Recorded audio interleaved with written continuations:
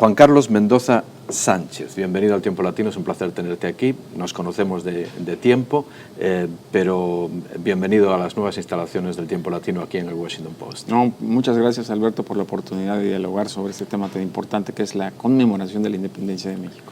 Vamos a hablar de la conmemoración de la independencia de México, como en su día hemos hablado del tema del 5 de mayo, que es posiblemente la fiesta mexicana más estadounidense de todas.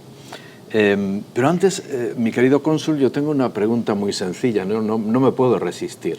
Estamos en un ciclo electoral en Estados Unidos muy curioso, por llamarle de alguna manera, y entonces usted es un diplomático mexicano y tengo que hacerle la pregunta. ¿Son ustedes violadores, narcotraficantes y otras cosas deplorables?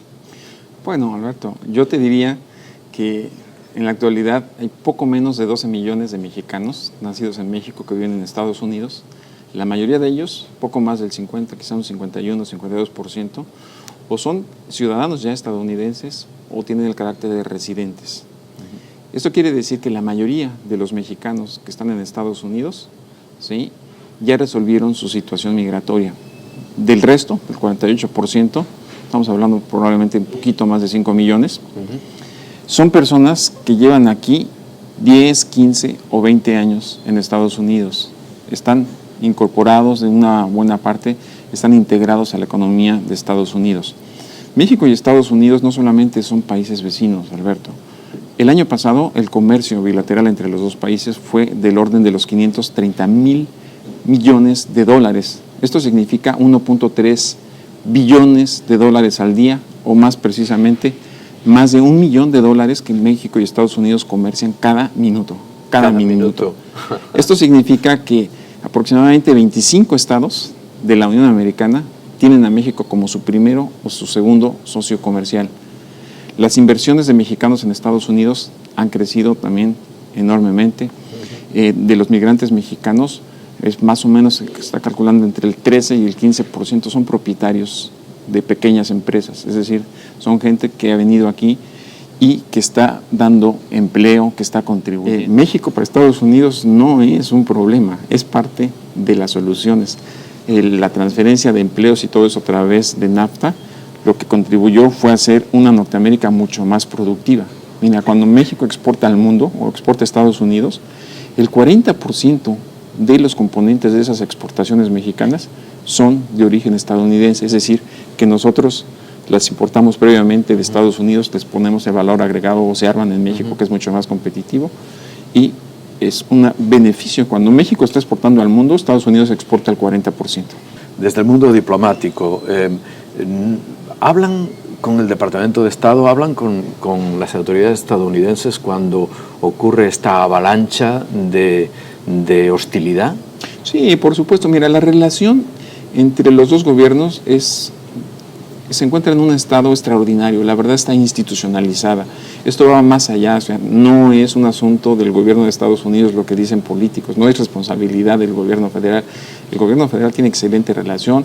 Hace unos días el embajador Sada invitó a la embajadora Ponte, la asistente secretaria encargada de las relaciones con el hemisferio occidental, que ve el escritorio de México. Los funcionarios de la embajada y el departamento tuvimos ahí oportunidad de estar un par de horas conversando, haciendo intercambio de información, y ambos embajadores coincidieron en que la relación bilateral de gobierno a gobierno se encuentra en uno de los mejores momentos porque está altamente institucionalizada, hay confianza, hay un grado de colaboración enorme en lo que hacen los dos gobiernos, ¿no?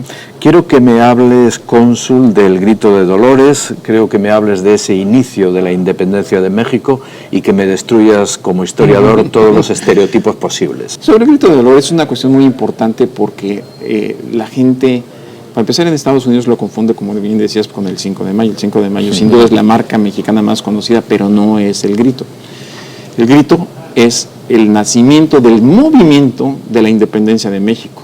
México no se independizó la madrugada del 16 de septiembre de 1810, cuando el cura Hidalgo, en el pueblo de Dolores, dio el grito, es un primer llamado con la campana, llamó a la población a levantarse en armas. A la rebelión. Porque había un proceso, o sea, esto en realidad es un mito que se llamó ahí a la independencia, nunca se llamó a la independencia. Él hace un llamado a luchar contra el mal gobierno, en favor de la fe católica y en favor de Fernando VII. O sea, ojo. O sea, estaba defendiendo al rey de España. Estaba defendiendo al rey de España. Ellos no querían algún tipo de gobierno autónomo, en tanto Fernando, ¿sí?, VII regresaba al control. Lo que ocurrió es que Hidalgo empieza a formar ese ejército y en el poblado de Atotonilco, que no está muy lejos de Dolores Hidalgo, toma el estandarte de la Virgen de Guadalupe. En ese santuario toma el estandarte de la Virgen de Guadalupe y es la primera bandera del movimiento insurgente. Y esa imagen, la Virgen de Guadalupe era la patrona, ¿sí?, de la población indígena. Entonces, ese efecto de la religión es muy, muy importante y eso es lo que va a permitir que rápidamente el ejército insurgente empiece a crecer. Pero un ejército que no tenía armas, estaba muy pobremente armado porque eran las que tomaron, y era un ejército que no tenía ningún tipo de disciplina. Los jefes militares de Hidalgo eran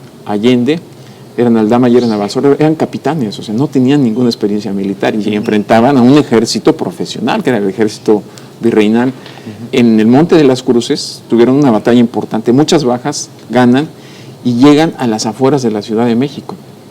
Y los historiadores coinciden que ese fue el máximo error histórico de Hidalgo, no haber avanzado sobre la Ciudad de México, que estaba desprotegida. Pudieron haber tomado la Ciudad de México. Eso pudo haber cambiado el curso de la Guerra de Independencia, pero Hidalgo no lo hizo y se retiró a Guadalajara. Y estando en Guadalajara es donde hace el decreto para la abolición de la esclavitud y de las castas. Y esto es interesante porque lo hace en 1810, lo hace, son 52 años antes de la abolición de la esclavitud en Estados Unidos por parte del presidente Lincoln. Hacia 1820, pues entonces ya regresa Fernando VII al poder y lo que va a ocurrir es que también vienen las rebeliones en España. Es lo que tú llamas la consumación de la independencia. Así a partir es. de ahí hay un momento del artículo que estoy aquí medio releyendo mientras estás hablando, cónsul, que por cierto este artículo se va a publicar en el Tiempo Latino y en el website, y dice una cosa muy curiosa, dice: sin un ejército insurgente capaz de derrotar a las fuerzas virreinales, el evento que habría de ser definitorio para la consumación de la independencia de México llegó de España. Así es. ¿Cómo? Hay una rebelión en España, ¿sí?, una rebelión militar para exigirle a Fernando que restituyera la Constitución de Cádiz. Entonces, eso encuentra su réplica en el ayuntamiento en Veracruz y también en la Ciudad de México, y el virrey Ruiz de Apodaca reconoce la Constitución de Cádiz, vienen las ideas libertarias, y es este virrey el que va a hacer el cambio de comandante en el sur y nombra ahí a Agustín de Iturbide como el comandante del sur. Guerrero se escondía en las montañas, igual Guadalupe Victoria en las cuevas y en las montañas de Veracruz. Entonces, no había forma de derrotarlos militarmente, pero ellos tampoco tenían ninguna posibilidad de derrotar al ejército insurgente, al ejército virreinal. Entonces, ¿qué es lo que pasa? Finalmente, las ideas liberales con los criollos empiezan a tener una empatía, porque al final de cuentas no se quería una independencia totalmente alejada del rey. El acta de independencia ellos lanzan, se encuentran en un suceso en una población de Guerrero que se llama Acatempan, y ahí es el famoso abrazo de Acatempan, el abrazo entre los dos comandantes, el comandante Iturbide del ejército virreinal y el comandante Vicente Guerrero del ejército mexicano. Negocian, pactan la paz, fusionan los ejércitos, lanzan el plan de Iguala o el plan de la libertad de la América septentrional, y entonces ese es el proceso que va a llevar hacia la consumación de la independencia. Entonces eso es lo que permite también que el ejército trigarante, finalmente encabezado por Agustín Iturbide, entre a la Ciudad de México la mañana del 27 de septiembre de 1821, 11 años después del Grito de Dolores, 11 años después del Grito de Dolores, y es la forma en que se consolida la independencia de México. ¿Cómo ven? Se crea el primer imperio mexicano y el primer emperador es Agustín de Iturbide, y durante la vida de ese imperio, que fue apenas unos meses, no llegó ni al año, las repúblicas centroamericanas se incorporan al imperio mexicano. O sea, fuimos un solo país. Durante el imperio mexicano, México y Centroamérica era lo mismo, ¿no? Eran un solo país. ¿Por qué? Porque o sea, no era realmente un rechazo a España, sí, en principio, simplemente era un rechazo a la forma tradicional de gobierno, era un reconocimiento de la autonomía, de que los criollos, ¿sí? Tuvieran la posibilidad de dirigir a un nuevo gobierno, que fuera un nuevo país, pero vinculado, porque finalmente nosotros somos hispanos. O sea, en la Plaza de Tlatelolco, donde estaba antes la Secretaría de Relaciones Exteriores, se le llama la Plaza de las Tres Culturas. ¿Por qué? Porque está el convento de Tlatelolco, que fue un símbolo de la etapa colonial. Están también ahí los residuos de las pirámides de Tlatelolco, donde se llevó a cabo la última batalla entre el Imperio Azteca y los españoles, y estaba también ahí la famosa torre, que fue el símbolo de la política y de la diplomacia mexicana, la política exterior de la diplomacia mexicana, la torre de Tlatelolco. Eran tres culturas. Y hay una placa que dice: el 13 de agosto de 1521, heroicamente defendido por Cuauhtémoc, Tlatelolco, el último reducto del Imperio Azteca, cayó en manos de Hernán Cortés. Y luego dice: no fue triunfo ni derrota, fue el doloroso nacimiento del pueblo mestizo que es el México de hoy. Entonces, eso somos. Es un broche de oro para esta conversación, cónsul, pero quiero terminarlo con lo que dices al final del artículo sobre el inicio de la independencia de México, sobre el grito de Dolores. Y de hecho, de esta manera vamos a cerrar también la entrevista, pero la cerramos volviendo otra vez a donde estamos, que es Estados Unidos. Porque hay una cosa muy curiosa que dices, y es que lo dices literalmente. Lo cierto es que cada noche del 15 de septiembre, al conmemorar el grito lanzado por el cura Miguel Hidalgo y Costilla en 1810, los mexicanos recordamos el inicio del movimiento armado que 11 años después permitió el nacimiento de México como un país cimentado en la independencia, la libertad y la democracia, valores que compartimos con el pueblo hermano de Estados Unidos de América. Al final volvemos a esa unidad, a esa hermandad, a esa armonía que algunos quieren destruir en el Estados Unidos contemporáneo. Ciérrame con ese comentario.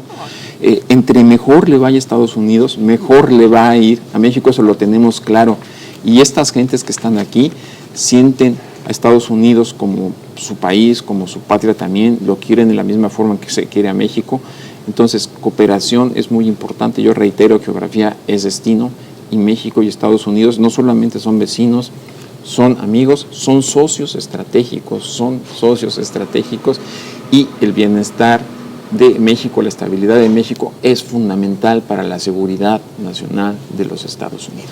Juan Carlos Mendoza Sánchez, cónsul de México en Washington, muchas gracias por estar aquí, muchas gracias por haber venido al edificio del Washington Post, a las oficinas del Tiempo Latino, y por haber mantenido esta conversación en YouTube Live con nosotros. Gracias. Gracias, Alberto.